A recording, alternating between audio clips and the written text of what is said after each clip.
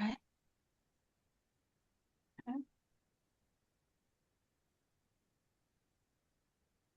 And Nicole, I'll rely on you to, allow the others to participate. Good morning, everyone. This is the Citizens Oversight Board meeting happening on May 8th, and we welcome you. We have, as part of our board, Alfredo Reyes, Tamisha Watkins, and myself, Rufina Hernandez, and Larry Martinez has just joined.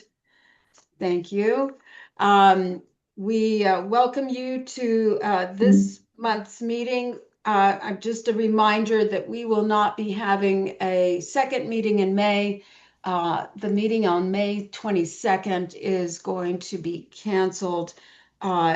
The Memorial Day weekend is that weekend, and so we're going to just resume our meetings in June. All right, so I'm calling this meeting to order. Announcements. We have a new board administrator. I'm very happy to say that we have an offer was extended to our selected candidate, who was William Fenton, on April 21st. He accepted the offer on April 29th. That delay was due to some, and I'm putting this in air quotes, unique internal movement scenario, according to the HR person. They had to work with multiple stakeholders to get approval on different items, and there was a question that had to be confirmed. But now he's officially on board. His start date is May 17th. I have met with him as of yesterday to just give him some overview regarding our board meetings and our different activities that we have had this year and that we hope to have in the next few months. I have to say this is a very happy day for me that we have our board administrator, because we've been relying on the services of our Office of Independent Monitor staff to help us staff these different events and activities. And I want to give a shout out to Nicole Medrano Taylor, who has been just steadfast in helping us, and Marlene Birch. So thank you to both of them for helping us through these different months. All right, an annual report. We gave an annual report briefing to the community recently on April 21st, and that was very well attended. We were very pleased with the turnout. The Community Engagement Committee is interested in having more opportunities to share our report with other parts of the Denver community. And so we're anticipating having 2 other report briefings in the coming months. The next one will be on June 16th at 5:30 p.m. at the Blair Caldwell Library, which is in Five Points. And the next one after that would be on July 15th at the Lena Archuleta Library, Branch Library, Blossom House at 3300 West Nevada Place, which is near Alameda and Lowell Boulevard. So we'll have one in the northeast part of Denver, and then the west neighborhoods. Just a little bit about Blossom House. If you haven't heard about it, I hadn't before Alfredo told me about it. Thank you, Alfredo, for connecting us. Blossom House is run by a local nonprofit association called Lifespan Local. And so Blossom House is considered a community hub, which brings community together through education, connection, and essential services.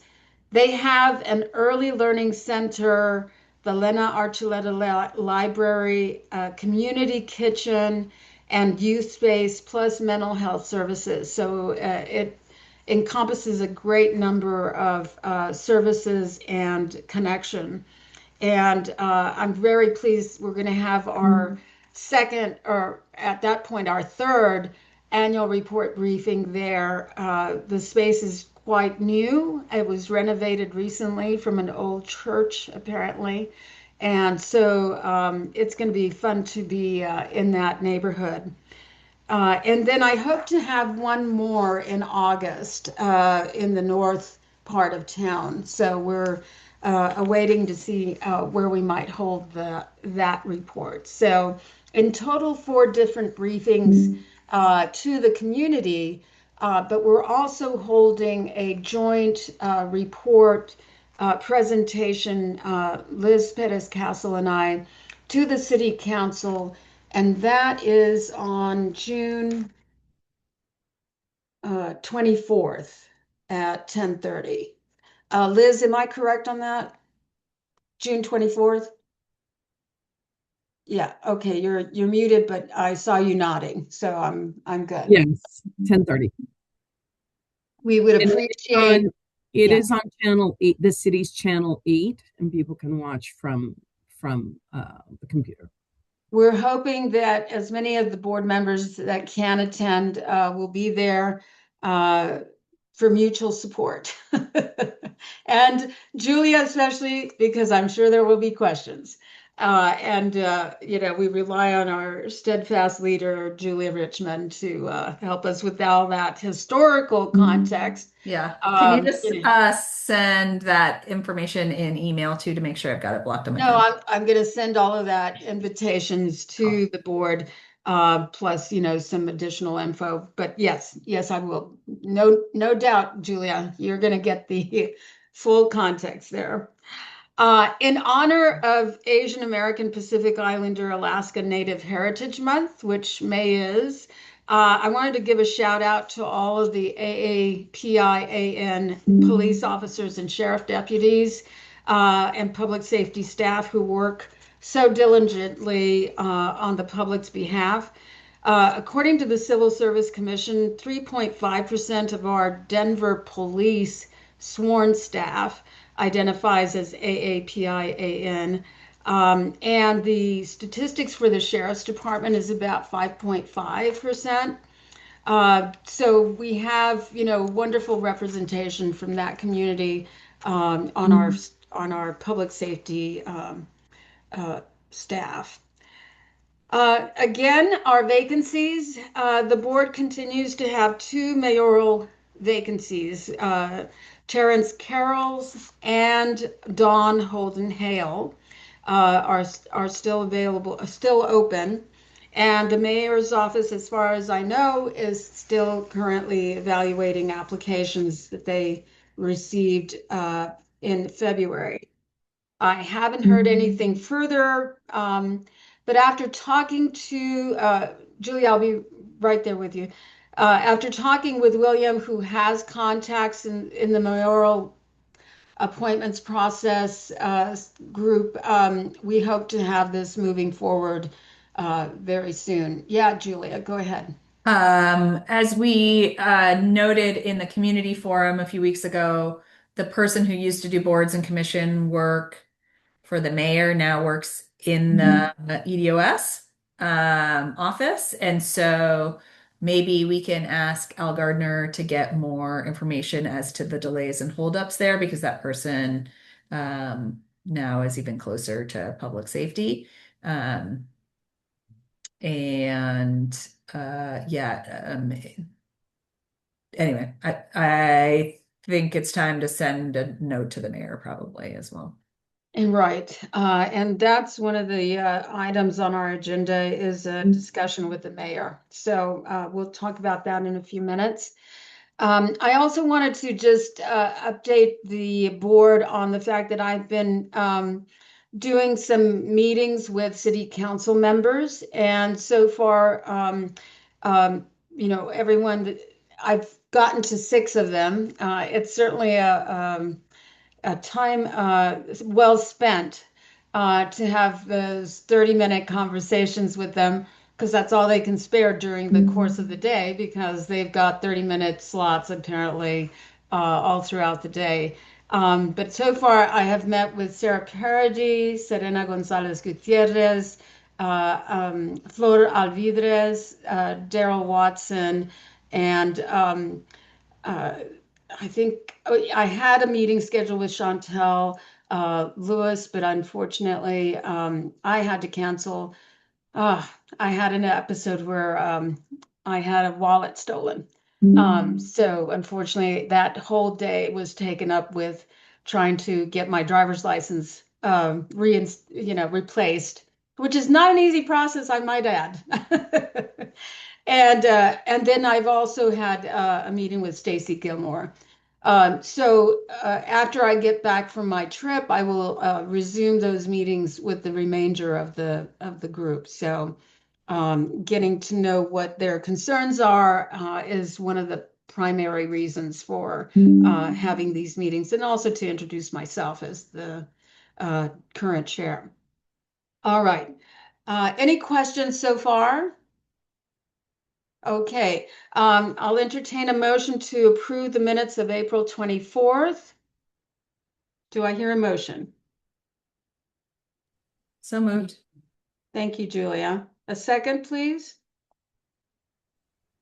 Second. Second, Tamisha, thank you. All right. All in favor, say aye. Aye. Aye. Aye. Thank you. Tamisha? Aye. Thank you. All right. Now, as part of our responsibility to hear from the community, we do open this part of the meeting to public comment. We have certainly some participants who have joined us. If you would like to ask a question or make a comment, please raise your hand in or indicate on the Q&A box as to whether or not you wish to ask a question. I do see that Marilyn Ackerman has her hand raised, and I will unmute you in a few seconds. You will have 3 minutes to share your question or comment. So, all right, Marilyn, I'm going to unmute you. Go ahead, Marilyn. Um, Good morning. good. I think Marilyn is at a doctor's appointment. So this is Jana Everett from Together Colorado. And Together Colorado wants to express our concern about the revision in the Denver Police Department use of force policy to use a TASER on community members who are not engaged in active aggression, changing it to defensive resistance. And we're concerned that we're concerned about the policy, but we're also concerned that this new policy has not been presented to the community prior to implementation. Very good. Very good. I appreciate Together Colorado's commitment to this effort. And yes, we want to have more conversation with Chief Thomas and the Director of Safety Gardner regarding this change. I do have the independent monitor speaking on that in just a few minutes. So if you wish to ask any questions after that, please, we will allow that to occur. Okay? Thank you. Can you give me the name again, Jeanette? Oh, sorry, Jana, Janeverett. Thank you. All right. Any other comments from the community? Very good. I don't see anyone raising a hand. Thank you. All right. We will go ahead and proceed then. We will proceed with the following agenda items. Conflict of interest forms. They were sent to all of the board members by email. Please be sure to submit those. I believe we typically send those out at the beginning of the year, but because of the board administrator not being on, we probably missed that. So let's have if you have any questions about that, we'll take your questions offline. All right, independent monitor, I'm going to go ahead and have you talk with us about a number of things, one of which is this TASER policy issue. We were very surprised at the last meeting to see that the chief had already started to proceed, it appeared, on this in this direction. And now we have since been told that it is not proceeding. It's been removed from the website, but now you can update us on what's happening, please. Thank you, Madam Chair, for the opportunity. So yesterday, the Office of the Independent Monitor published on its website a TASER report. It can be found on our website under reports, under caption 2026 for the year 2026. The report alerts the community to this change and proposes recommendations to the department regarding the TASER policy changes. And I'm just going to read a brief statement in summary because I think it capsulizes generally our concerns.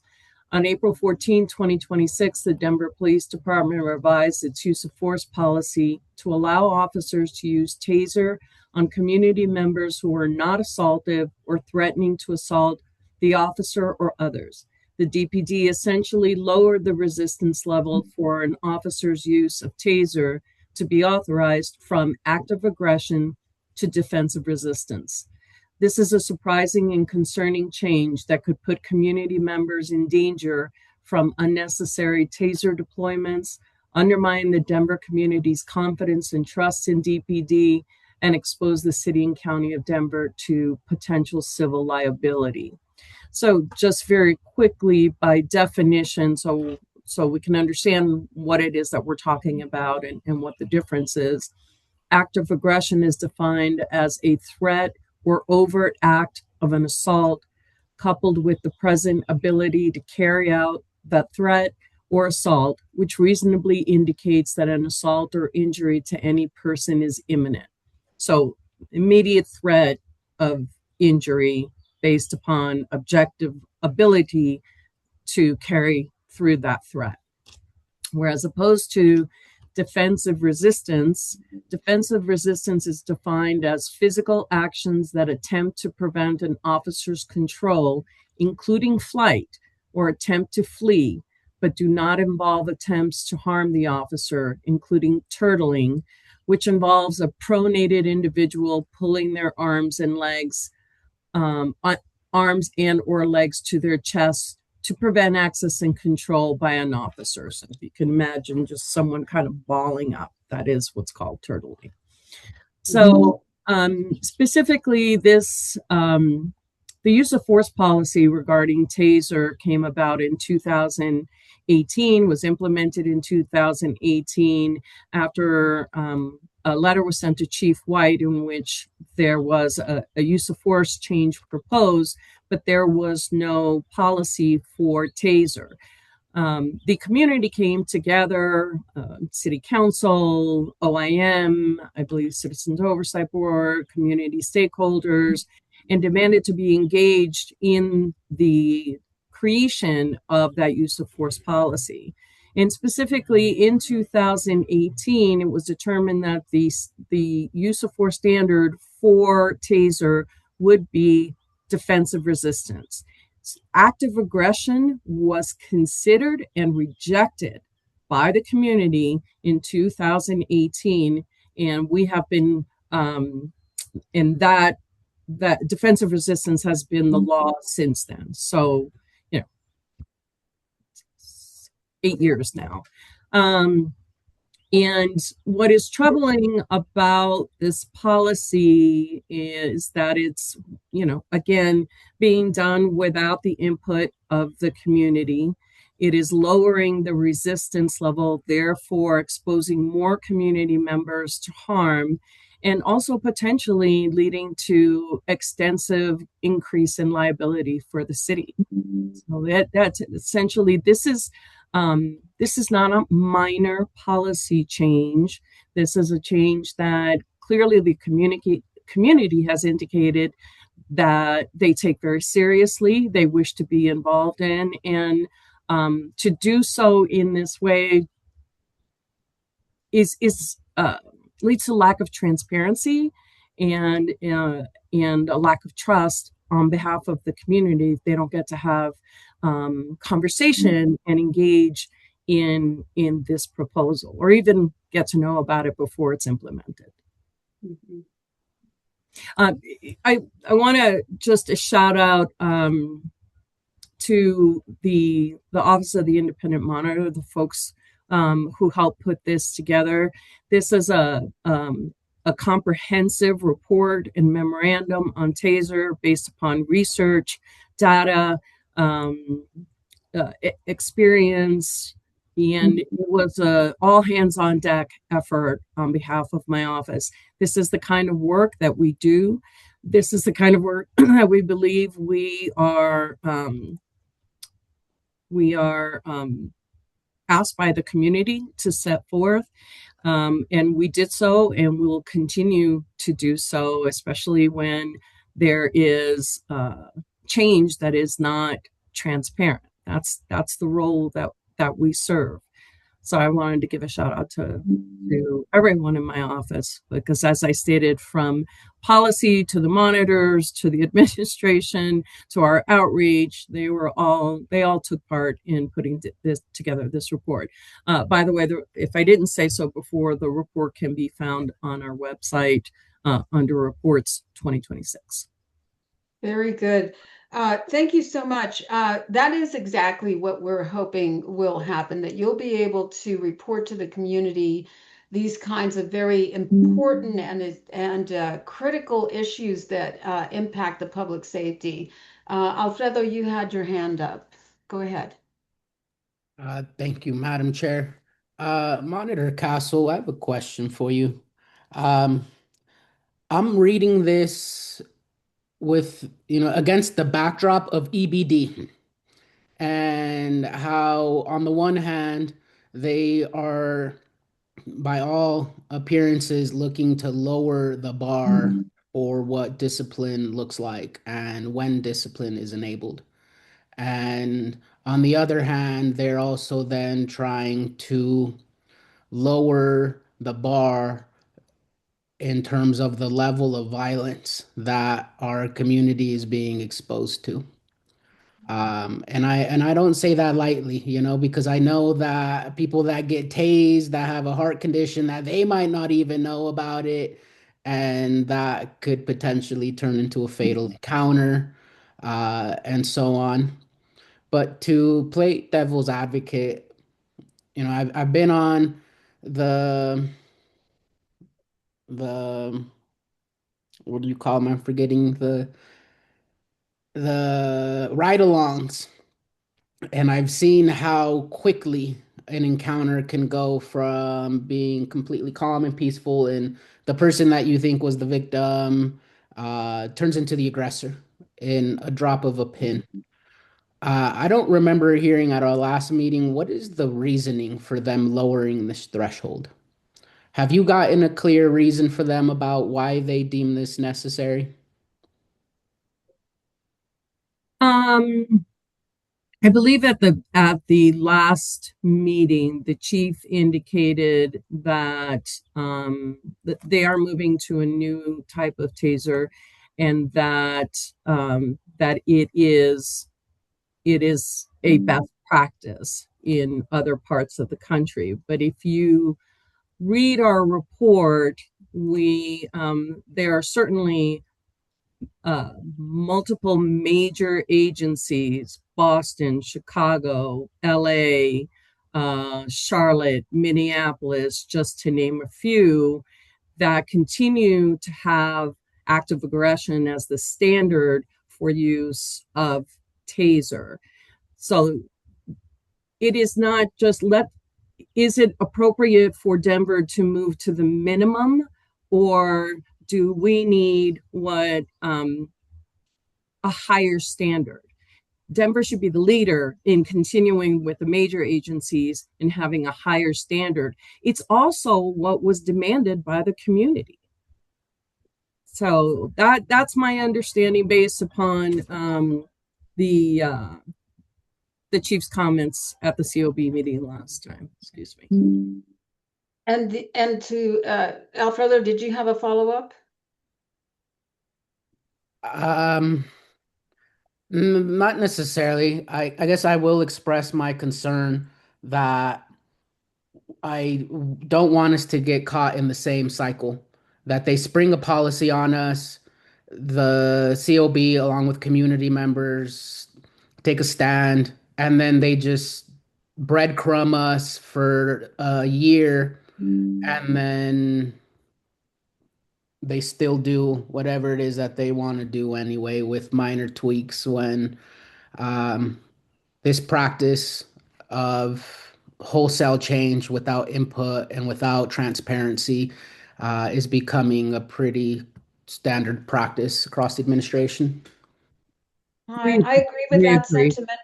I agree with that sentiment, Alfredo, that it's very upsetting and concerning that again the idea is to make the change and then be on the way of implementation without the proper steps being taken to inform and collaborate with the community regarding the use of force changes.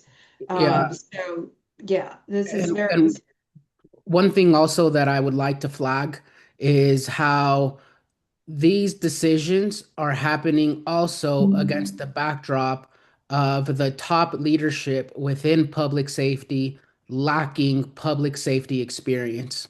And I find that deeply concerning. yes, agreed. In our Agreed. report, if I just may add, I agree with you wholeheartedly. This is a pattern now that we are seeing where major changes are being made, and it's not transparent. It is not transparent to the community, and the community is entitled to know about this and weigh in. And the later portion of our report addresses how change going forward, and including for the TASER policy, it has not been, how they should engage with the community before implementing policies. And you're absolutely right. There have been several instances of this, most specifically education-based development, where they were going forward with a complete work over of the discipline system without ever even providing the OIM with the policy for its review in violation of the ordinance. Right. Julie, I'm curious to hear your comment about this. Yeah, more of the same. I mean, in some ways, I mean, in many ways, the COB is intended to represent the community in these processes. So it doesn't feel like a very high bar for the chief to provide the information to the monitor's office in advance of implementing it, and with proper notice, but B, also just like come to us for policy reviews. Like that feels like a very basic step. And so I wonder if we can kind of force a little bit of process here, such that at least changes are coming into the open.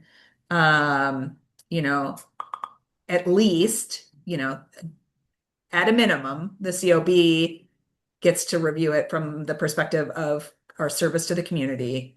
And then, if there's more discussion that comes of that as a result of being in a public forum, then there's more opportunity for convening. I'm just sort of struck by the fact that there used to be sort of like a standing committee on use of force. And I'm remembering from long ago, it was kind of an opportunity to engage regularly on these topics. I can't recall from like the beginning of my time on the COB, so many changes about discipline other than, coming out of George Floyd and the disaster from the police department there. But, it feels like there's a sneaky change afoot in general, right? We're starting to categorize everything under a failure to obey orders, like this general category. Now we're doing EBD. Now we're doing use of force changes without sort of any public rigor. So to me, this all feels very sneaky, and I am like not at all a conspiracy person, but like what's going on here is sort of the big question, like how all of a sudden we're just sort of blasé about the thing that the community cares the most about, which is when you're going to engage someone in physical harm and physical contact. We want to know about it. We want to have an opinion about it. And we've already got a board, a monitor, et cetera, to be able to facilitate that. And we used to have an additional group of folks who met to approve those changes. So yeah, it all just feels like sneaky. It feels like they're disregarding the community on this, that they no longer care what the community thinks, and that, we're sort of just like having to go along with all of this. And it feels really yucky. Mhm.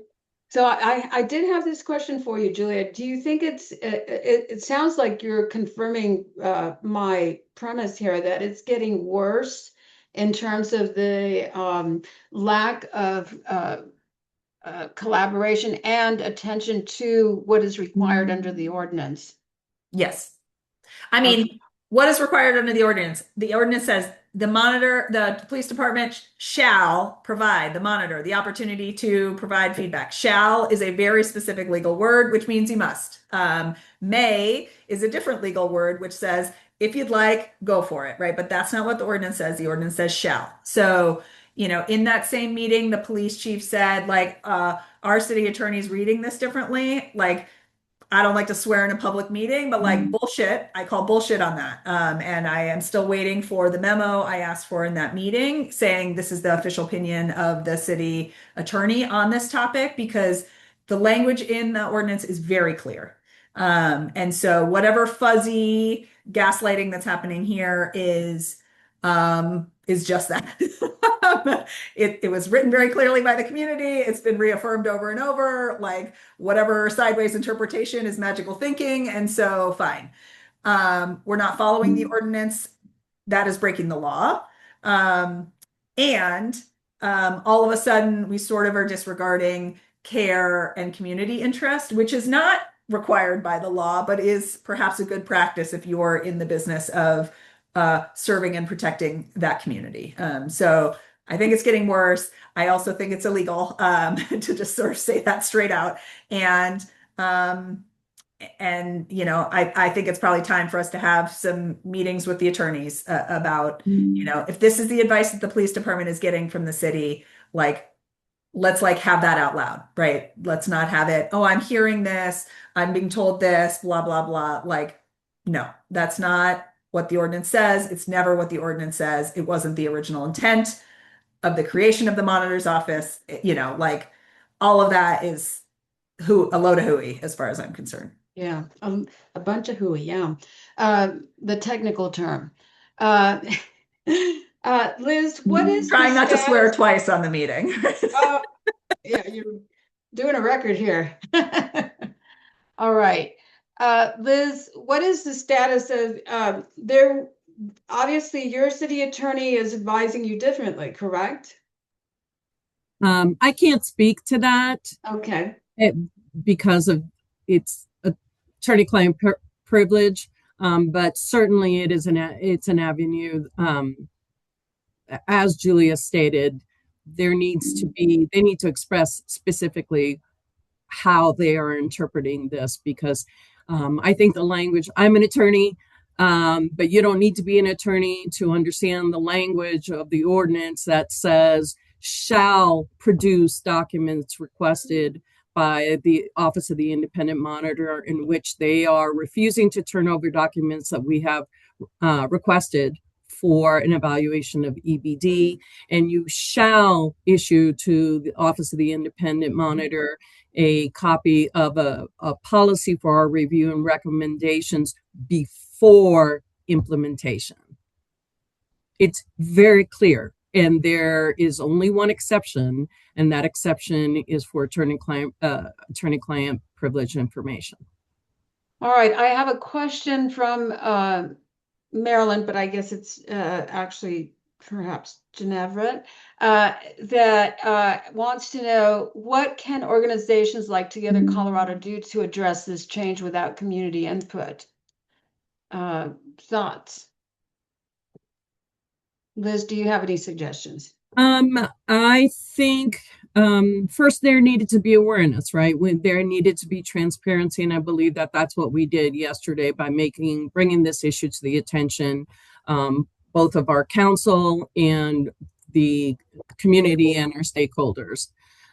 Further, I think that we need to proceed the way we did with education-based development, and I think this, it is a community concern. Community came together with education-based development, organized and demanded meetings with the department and the chief. And also in our recommendations, we believe that before changing this policy, there should be a task force appointed, similar to when there was in 2017 when the change occurred.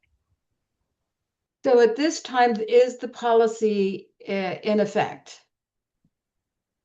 It was taken down on the 24th. And at this I'm time, not aware that it is in effect at this moment. okay. All right. And so they were awaiting your recommendations. It was taken down on the 24th. All right, fine. All right, Julia? Yeah, just a note on process there. So is that typically how you're informed of changes to a process or procedure? Like, we have to be paying attention to the website and things are, there's not like a monitor's office, we're updating this policy, or monitor's office, we're taking the policy down to wait, like there's no actual communication. We're just sort of like seeing the things load and unload from a website. Is that sort of your level of insight? The ordinance requires that they give us the policy.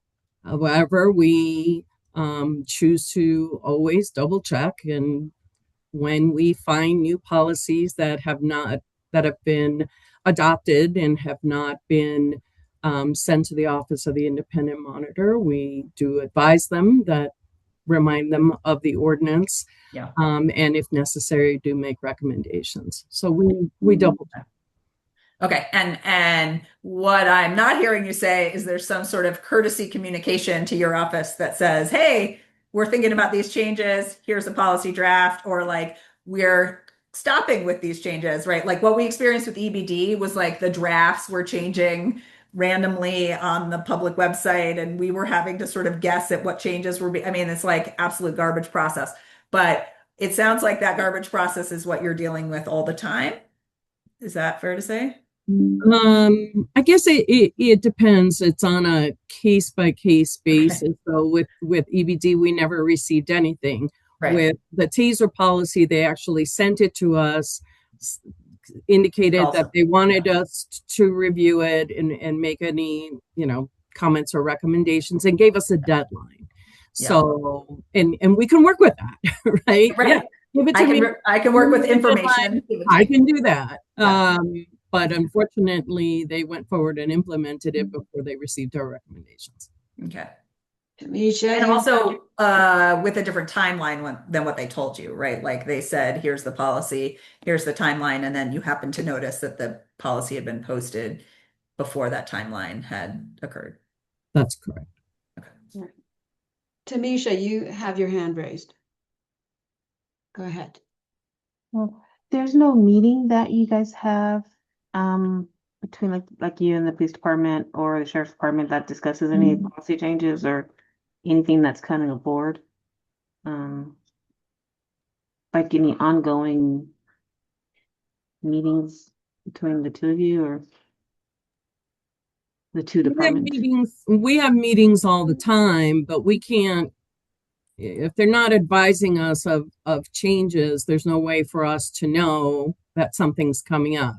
The formal way to go about this is as written in the ordinance. If they're going to change a policy, formally be sent to our office for our review and recommendations, and we must be allowed a reasonable amount of time to respond to that, and they shall not implement without our recommendations. Right. Now, different policies have occurred in different ways, right? The EBD was a disaster and the rollout was a disaster. And so there were, it blew up. So subsequent to that, there were tons of meetings. There were meetings with our office, there were meetings with the community, and EBD has still not been implemented. We have issued our recommendations, and I am having a further meeting with the Department of Safety regarding the proposed policy here in the future shortly. When will you have that meeting? Next In May. week. Oh, next week. Okay. Great. Let's see, anything else to report, Liz?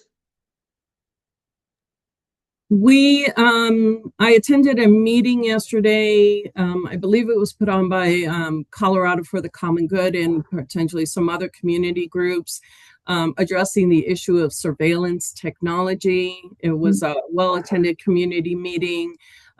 Community continuing to express their concerns about surveillance technologies, all the different types of surveillance technologies, not just the ALPRs. And community kind of putting their heads together and identifying what their concerns are and what they would like to see. I think two of the main focus points that I heard were that there should be regulation. The meeting was attended by Councilman Cashman and Councilwoman Parity, and the community is demanding regulation regarding surveillance technology, and also that there should be independent oversight of the use of the surveillance technology. Great. Are they planning any other meetings in the near future, or anybody else planning any other presentations? I believe so. I believe it's going to be a continuing conversation. Okay, Coloradans for Common Good? Colorado for the Common Good. Common Good, thank you. Any updates on the use of force board? I am not aware of, I haven't received any updates. Okay. I think that would be probably more with the chief as he makes the appointments. Okay. Great. Any other questions? Yes, Angela. I don't know. Something that you shared earlier, Monitor Castle, that just feels, to your point, Julie, it just feels icky that the chief said that the policy around tasering, the threshold is being lowered because of a new technology that they're implementing. Is that right? I don't know. We'll have to ask the chief. Whether it's simultaneous or not. They are moving to a new TASER, which is called TASER 10. That was recently funded by city council, and transitioning out the old TASER. That process is going to take some time, probably about a year. But he indicated that other agencies are going to this standard as a best practice. And again, you'd have to ask the chief whether those two are in combination or if they're just separate issues. Gotcha. Yeah, because I don't know, something about that just feels wrong. And with the way that corporate influence is permeating through our city, that just raises some alarms, in my opinion, that major public policy or public safety decisions are being informed and guided by corporate contracts. Um, but that's something that we'll have to circle back with the chief. In our report, we do identify that the claim that um, TASER 10 is safer is a claim that is made by Axon, who produces the TASER. Mm. Yes, we're going to have an opportunity to talk to the Director of Safety at our next meeting. So let's, and of course, that's now 3-4 weeks away. But let's see what develops from the recommendations from the OIM. And I just got word that we have a request for an interview from Channel 7. So perhaps we will be getting the word out to more of the community about this proposed change. All right. I'm going to go ahead and move on to some of the other agenda items. This is a good segue, Julia, to just get any update on our surveillance technology statement. Haven't started it. We had a conversation, when was that? February? And so if folks want to have more conversations about it, we can. My goal was to get something done by our middle June meeting for us to review and discuss, if that works for folks. Yeah, I would like to give the opportunity to everyone to just voice where you feel right now you heard the independent monitor say that a lot that came from this community meeting was about regulating access, I guess, to the data, but then the surveillance piece. And since we weren't privy to that conversation, we don't know exactly where the public is standing on that surveillance aspect. Liz, do you want to elaborate? Yeah, I don't think it's regulation with regards to access. I think it's ordinance regulation. And what would be the parameters, or was there any conversation about that?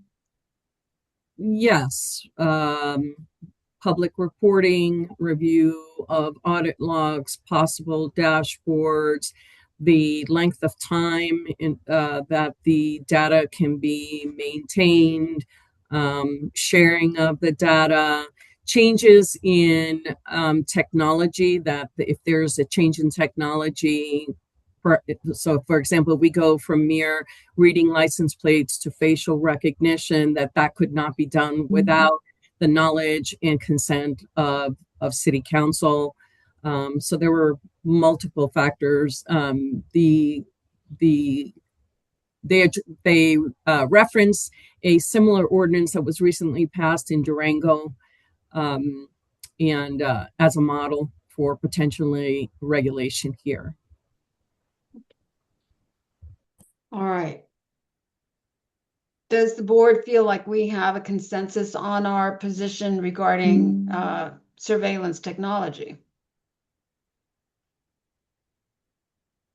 Well, and maybe to refresh folks' memories on that conversation, right? I think the conversation was, it's not any one company. It's really about having an overall policy and practice for ensuring, privacy, right? And, Fourth Amendment, First Amendment, our individual rights are protected, most importantly, before devices, systems, services are procured, and really having a point of view across the ecosystem of possible technologies that, one technology could have some impact and two or three together could have a bigger impact. So really having a need for the department and the city to have a holistic point of view on how to protect rights and the trade-offs of those rights for what we consider safety technologies. In the case of ALPR, the assumption was like the most important thing is to stop auto theft. But I think many in the community would say the most important thing is to protect privacy. And we'd love for auto theft to be reduced. And also, is this technology actually doing that? So I think evaluating the trade-offs, making sure we've had, a robust evaluation of technologies. We understand what kinds of data from who and when is being gathered, where it lives, and how it might be deleted, for example. So really just building like less of this sort of siloed whack-a-mole approach to technology and asking the city to be more thoughtful, structured, and considerate in its sort of acquisition of new technologies. So that was kind of the nature of the conversation and what I was thinking would be kind of in this memo. Wonderful. Folks think about that. I'm wondering if there's a way to do that while challenging the premise that more surveillance, more technology is going to make us safer, freer, and so on, because I don't know that I agree with that premise, but I also don't think that it's a train that one little civilian board can stop. But Right. I do think that challenging those premises is important, because I don't agree that more surveillance, more technology, more AI, and so on is going to make us safer. Okay. All right, very good. I see you nodding, Larry. Very good. Let's go on. I wanted to just have us look at the strategic plan very quickly, just to get a reminder of what we were looking to do in 2025. Can you see the summary here? Yes. Okay, great. Do I It's need really to? tiny if you could. I know. Yeah. Sorry. Okay. How do I? Down at the bottom, there's a little oval, and if you just Oh dear, what happened? Oh dear. Well, I'm afraid it's gone. you can just hit search again for strategic plan, and it should come back up. Okay. Looks like I wanted to have us look at the strategic plan and make sure that we could, keep on track. Obviously, for 2025, a lot of our attention was diverted from many of the tasks or many of the goals we were trying to reach. Um, let me, sorry, guys. You know how that is not my forte. Okay, see if I can bring it back up. No, yes. Okay, I did manage to get it back up. Hold on. Apologies. All right, down below you said, okay. Is that working? Yep. Okay, thank you. Can you see it better now? There we go. All right, so just going through this, increase the independence and transparency of the U.S. Use of Force Review Board, expanding access to information to fulfill the COB's mission of oversight and accountability.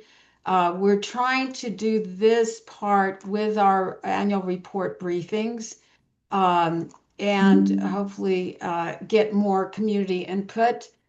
Oversee implementation of recommendations from the disciplinary process review. Just one note, I think that second one actually relates to the information that the OIM has access to. I apologize. Rather than what the community knows about them. Okay, this is more directed towards the OIM. That really addresses like unfettered access to information. Gotcha. Okay, thank you. Thank you for that clarification. We had enhanced oversight and transparency of Denver Health's performance in providing medical care, followed DPD's involvement with homeless and immigrant shelters in the evolving landscape. I know we have not been able to do this particular one. And so that may be something that we will have to try for the next strategic plan. Continue to advocate for enhanced transparency and accessibility. This is for advocating for continued transparency and public reporting, all under that category. Our community engagement and outreach, we've definitely been trying to work at rebuilding relationships with our community partners. Some of them are on the call or the Zoom meeting today. Engage with community organizations to increase visibility. We're working on that effort. And then trying to work on this communications plan.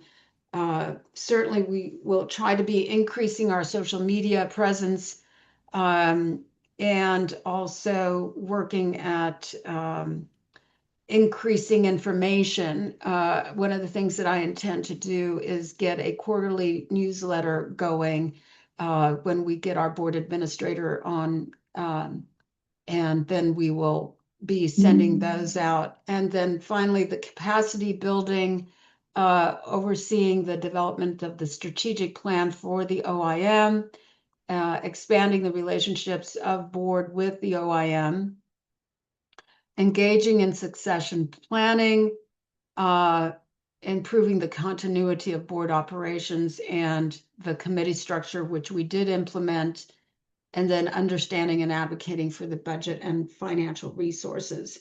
So I just wanted to bring that back up to refresh memory here for the board. And we will be talking in our committees regarding getting back on track, hopefully, if we can.